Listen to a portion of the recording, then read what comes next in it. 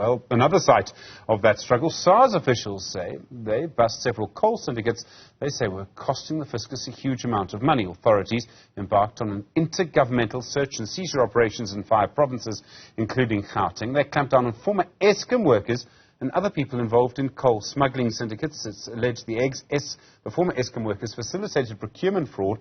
Others replaced high-grade coal with sub-grade coal. Low-grade coal damaged infrastructure at power stations, increasing load shedding.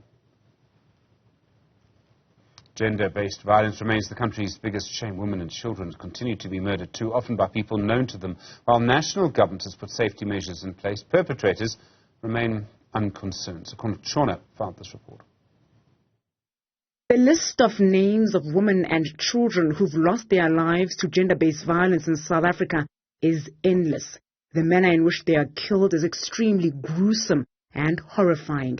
The gender-based violence and femicide scourge has been declared as South Africa's second pandemic by President Cyril Ramaphosa, backed by a national strategic plan, a presidential summit, and funding.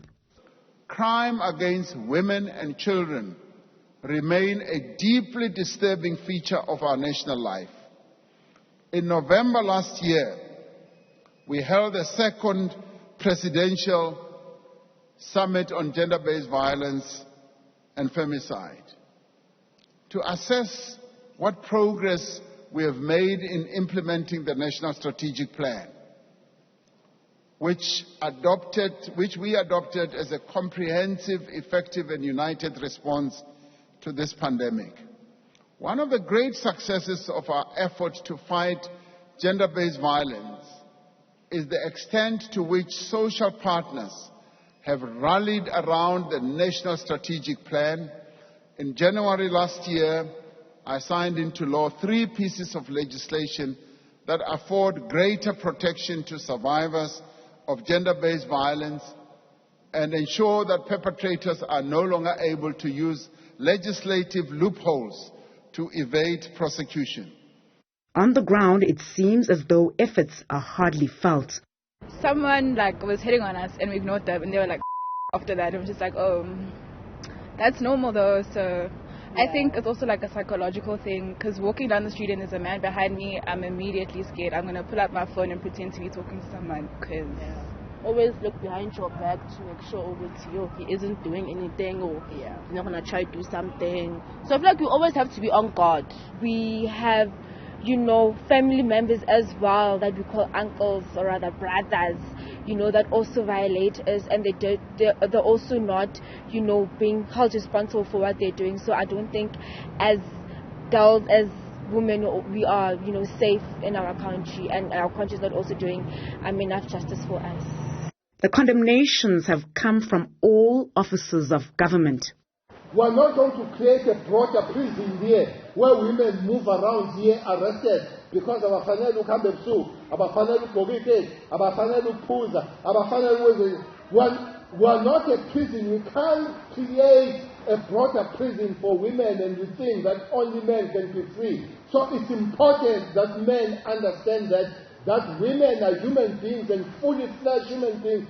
All the right to have as a man, they do have it. Ngicabanga ukuthi akukho enough siswami, kuyazanyiwa khona kodwa ku enough ngoba kwenzeka imihla namalanga ukuthi kufe ku enough kube maybe kuyasondelwa kakhulu emalokishini kula kwenzakala khona kakhulu. Onga ukuthi maybe ngicabanga ukuthi kube kuyasondelwa kuhambe kufuniswa ngoba bayakubona abantu kwenzeka kodwa basabe ukukhuluma. South Africa is also a very popular tourist attraction, and visitors are reading and hearing about the violence we are exposed to. That's part of why we also have a driver, because one of the things we were scared of is going out. What would that be like for us? So we were told from folks who were locals here not to have your cell phone out, not to do this, not to do that. So it does have a bit of a scare factor.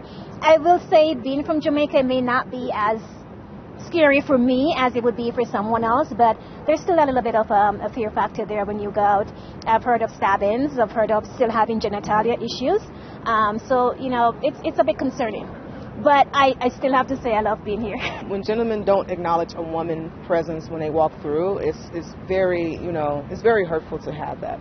So where we're from, respecting everyone is key, but also respecting a woman is key because we all come from a woman, our mother. And so having an equal rights is something that, that is very, very, very strong to have. I have heard that the women are really, a lot of times are abused in domestic or intimate relationships. And, it's something that is a crime that's pretty much everywhere.